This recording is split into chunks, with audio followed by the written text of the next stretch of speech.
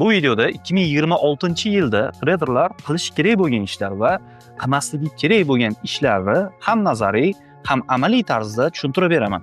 Bu ro'yxatda siz filtr sifatida ishlatishingiz mumkin. Aynan mana shu ishlarni bajargan traderlar bozorda qoladi. Bajarmagan traderlar esa avtomatik tarzda bozordan chiqib ketadi yoki bajarmagan yangi traderlar bozorga kira olmaydi. Shuning uchun diqqatli bo'lib, e'tiborli bo'lib videoni oxirigacha ko'ring. Bu narsalarni men raqamli tarzda qilish va qilmasligi kerak bo'lgan ishlarni birma-bir aytib ketaveraman. Bemalol o'tirib, xotirjam, o'zingizga qulay joyga joylashib oling, daftar ruchka olib, bemalol hammasini videoni to'xtatib, yozib, konspekt qilib ketishingiz mumkin. Birinchisi bitta bozorga fokus qaratish. 2026-yilda siz o'nlab instrumentda ishlashingiz shart emas. Faqatgina birgina instrumentni tanlab olish yetarli bo'ladi. Bu nima degani? Aytaylik, siz oltinni tanlashingiz shart emas. Oltindan tashqari juda ham ko'p savdo instrumentlari bor. Xohlasangiz bu oltin bo'lishi mumkin, xohlasangiz yevro USD, funt USD bo'lishi mumkin, funt yena bo'lishi mumkin, yevro yena bo'lishi mumkin. Bundan tashqari juda ham ko'p instrumentlar bor, indekslar bor, Nasdaq bor, S&P 500 bor. Bundan tashqari kompaniya aksiyalari ham bor. Shoshmasdan o'zingizga ma'qul keladigani, strategiyangizga mosini tanlab olingda, shuni oxirgi 3 oylik statistikasini chiqib, faqat shuni o'zida ishlashingiz yetarli bo'ladi. Ikkinchisi, bitta modelga sodiq qolish. Strategiyalarni ketma-ket almashtirish jarayonlari allaqachon tugadi va bu narsalar bozorda ishlamayapti. Siz faqatgina o'zingizga mos keladigan, tanlagan instrumentingizga mos keladigan, aytaylik Euro USD instrumentini tanladingiz, shu instrumentga mos keladigan strategiyani tanlaysiz, oxirgi 3 oyligini statistika qilasiz. Statistikalar asosida eng zo'r qayerlarda ishlayotgan bo'lsa, faqat o'sha yerlardagina savdoga kirasiz. Ya'ni strategiyani o'zgartirishingiz kerak emas. Strategiyangizga mos bo'lgan savdo instrumentini tanlaysiz. Bitta instrument, bitta strategiya, faqatgina moment kelganda savdolarni soniga emas, sifatiga ishlaysiz. Mana shunda 2026-yilda ko'proq daromad qila olasiz. Uchinchisi, kam savdo qilish. Bundan oldingisida ham aytganimdek, savdolarni soni emas, savdolar sifati muhim. 2026-yilda kutishni o'rganishingiz kerak. To'g'ri, bu yilda hali tradingni boshlamagan bo'lishingiz mumkin yoki boshlagan bo'lsangiz ham, qayerda savdoga kirish, nechta savdo ochishni tushunmayotgan bo'lishingiz mumkin. Mana men sizga tushuntiraman. Boya aytganimdek, bitta instrument, bitta strategiya, kuniga bittadan maksimum 3 tagacha bo'lgan savdolar, haftasiga maksimum 5-10 ta savdo qilishingiz mumkin yoki haftasiga 4-5 ta savdo qilishingiz mumkin, lekin bularni maksimal darajada profit bilan yopsangiz, bo'ldi, siz uchun yetarli hisoblanadi. Xuddi shunaqa shart emas ko'p narsaga fokus qaratish, faqatgina bittagina savdo bir kunga yetadi yoki maksimum 2-3 ta savdo bir kun uchun yetarli bo'ladi. Ko'pchilik o'ylaydi, kuniga 50 talab, 100 talab qanchalik ko'p savdo qilsam, shunchalik yaxshi. Yo'q, qanchalik ko'p savdo qilsangiz, siz shunchalik ko'proq psixologik jihatdan charchab borasiz. Shuning uchun savdolarni faqat sifatiga ishlang. To'rtinchisi bo'lsa, har bir savdo oldindan rejalashtirilgan bo'lishi kerak. Qayerda savdoga kiraman? Qanday setup, qanday bozor strukturasi shakllansa, savdoga kiraman. Agar savdoyim o'xshamasa, qancha minus bilan chiqishga tayyorman, qancha yo'qotishga tayyorman. Agar savdo o'xshamasa, qanday holatda chiqib ketaman, barchasini oldindan rejalashtirib qo'ygan bo'lishingiz kerak va bu rejalarga qat'iy amal qilishingiz kerak. Nima bo'lishidan qat'iy nazar. Xo'p, savdo minusda yopilyaptimi? Bo'ldi. U narsani to'g'ri qabul qilish kerak. Minuslarni kattaroq yoki riskni 2 barobar oshirish kerak emas. Minusmi minus, keyingi zo'r imkoniyatni kutib tura olish kerak. Va bu narsalarni hammasini oldindan rejalashtirgan bo'lasiz. Qayerda kirasiz, qayerda chiqasiz, stop loss, take profit, risk management, risk reward, bozor strukturasi, trend shakllanishi, instrument, hammasi rejalangan. Hammasi daftar ruchka bilan yozib qo'yilgan bo'lishi kerak. Beshinchisi, riskni qat'iy nazorat qilish. Ko'pchilik traderlarni trading sohasida stabil daromad qila olmasligining sababi ham shunda. Ular risklarni to'g'ri boshqara olmaydi. Agar siz birgina savdoda butun bir depozitingizni yo'q qilib bo'lsangiz, bu yerda bozor aybi yo'q, bu yerda strategiyani aybi yo'q. Bu yerda ayb faqat sizda. Siz o'zingizni riskingizni boshqara olmayapsiz. O'zingizni boshqara olmayapsiz.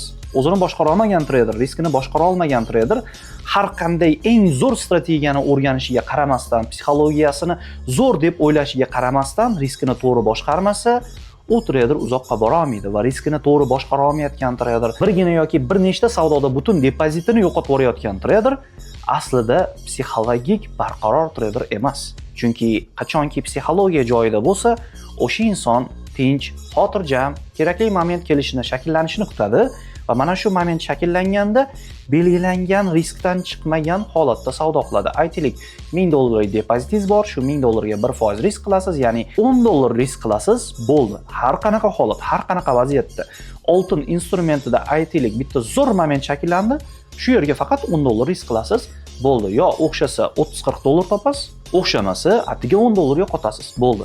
Sizda yana 99 ta imkoniyat bo'ladi. Mana shu narsa risk menejment deyiladi. 6-si, har bir savdodan keyin tahlil qilish. Yozma tahlil qilinmagan savdo bu hech qanday effekt bermaydigan va sizni rivojlantirmaydigan savdo hisoblanadi. Xoh u plyusda yopilsin, xoh u minusda yopilsin, lekin har bir savdoni oxirida tahlil qilishingiz kerak bo'ladi. Bu nima degani? Bitta savdoni amalga oshirdingiz, plyus bo'ldi yoki minus bo'ldi, yozing. Nima uchun plyus bo'ldi, nima uchun minus bo'ldi?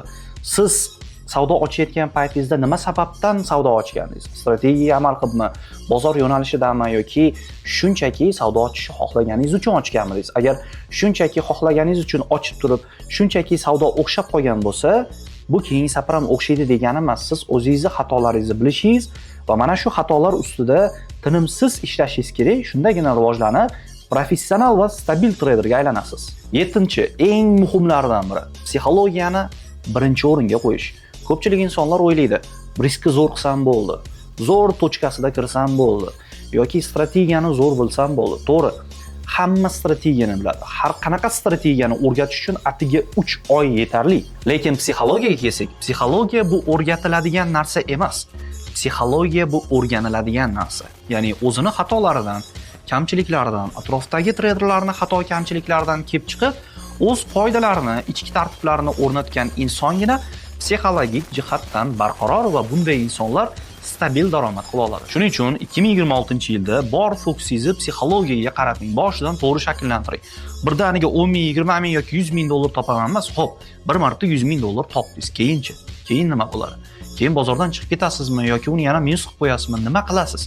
Shu narsani etapma-etap olib chiqish kerak. Maqsadingiz aytaylik 1 yilda 50 ming, 100 ming yoki 30 ming dollar topishmi? Shu narsani bosqichma-bosqich, etap-etap ko'tarib borishingiz kerak. 2026-yilda treyderlar nima qilmasligi kerak? Hozir sizga mana shu narsalarni tushuntirib beraman. Lekin bungacha yuqoridagi ma'lumotlar siz uchun tushunarli bo'lgan bo'lsa, nimalarni aytayotganimni to'liq anglab yetgan bo'lsangiz va sizga foydali bo'lgan bo'lsa, hoziroq pastdagi like tugmasini bosib, podpisatsiya qilib qo'ying. Keyingi ma'lumotlar va videolarni ham o'tkazib yormaysiz. 2026-yilda treyderlar qilmasligi kerak bo'lgan narsa bu bir vaqtda ko'plab savdo instrumentlarida ishlayman deyish xato. Siz bu narsani qilmasligingiz kerak. Aytaylik, siz trading sohasiga endi kirib kelyapsiz yoki allaqachon kirib keldingiz. Bir vaqtda ham oltin, ham neft, ham indekslar, ham ertalabki sessiya, ham obedki sessiya, ham kechki sessiya. Siz robot emassiz. 24/7 doim ishlaydigan. Sizda miyangizda shunaqa payt bo'ladiki, juda ham zo'r ishlaydigan, o'zingizni kayfiyatingiz yuqori bo'ladi. Kimdadir bu ertalab bo'ladi, kimdadir kayfiyati obedda yuqori bo'ladi, kimdir obedda uyqudan turadi. Kimdir obeddan keyin soat 4-5 dan keyin kayfiyati ko'tarinki bo'lib ketadi, soat 1-2 gacha juda ham tetik, energetikniy bo'ladi. Bunaqa insonlar uchun aynan kechki payt ishlash qulay. Lekin faqatgina kunning ertalab qismida aktiv bo'ladigan insonlar uchun ertalab ishlash qulay. O'zingizni fazangizni, o'zingizni psixologik ham jismoniy tomondan eng zo'r nuqtalaringizni topib olishingiz kerak. Ikkinchisi bo'lsa, har kuni savdo qilishga majbur emassiz. Boya aytgandek, siz robot emassiz.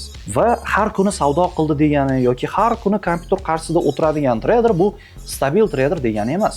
Men juda ham ko'p treyderlarni kuzatganman. 2017-18-yillardan beri trading sohasidaman. Ko'pchilik o'ylaydi, katta monitorda yoki uzoq vaqt grafik qarshisida o'tirsam, men ko'proq daromad qilaman. Yo'q. Gap sizni qancha vaqt sarflashingizda yoki butun kun davomida o'tirishingizda emas. Kamroq vaqt sarflang, lekin effektiv tarzda sarflang. Kayfiyatingiz zo'r bo'lganda, bozorga har qanaqa plyus-minuslarni psixologik jihatdan ko'tara oladigan bo'lganingizdagina savdoga kiring. Bu bilan nima demoqchiman? Siz har kuni savdo qilishingiz shart emas.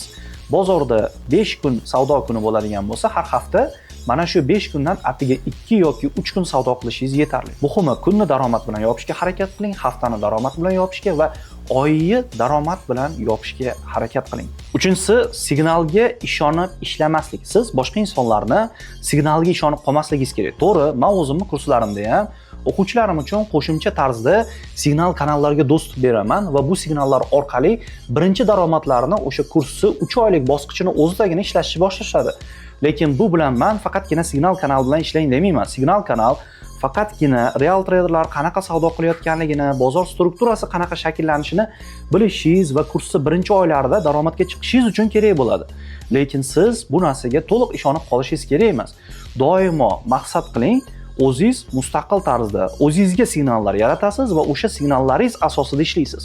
Mana shunaqa traderlar doimo rivojlanib boraveradi. Doimo mustaqillikka intiling. 4-qilmasligingiz kerak bo'lgan narsa minusdan keyin qaytarib olaman deyishingiz. Ko'pchilik bir kunlik savdo qiladi, ya'ni day trade, kun ichida savdo qiladida, kechga borib bor savdosini minus qilib qo'yadi va ertalabgacha shu savdolarimni qaytarib olaman deb tonggacha to'xtovsiz ko'zlari qizarib kompyuter qarshisida o'tirib savdo qiladi, lekin baribir ertalabga borib butun shotini yo'qotib yuboradi. Chunki siz o'zi kun davomida charchadingiz. Xo'p, minus bo'ldi. Nima qilibdi bir kun minus bo'lsa?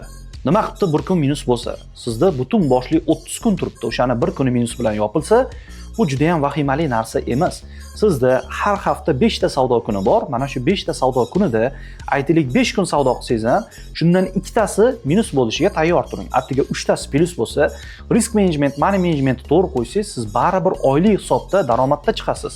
Bozordan revansh olishga, ya'ni bozorga qasd qilib turib, minus qildimmi, shu bozordan o'sha daromadni qaytarib chiqarib olaman, ko'proq chiqarib olaman degan odamlar qaytanga bozordan o'zlari chiqib ketadi. Siz ham bozorda qolishni xohlasangiz, revansh trade'ni yig'ishtiring. Bozor sizni dushmaningiz emas yoki bozor sizni do'stingiz ham emas.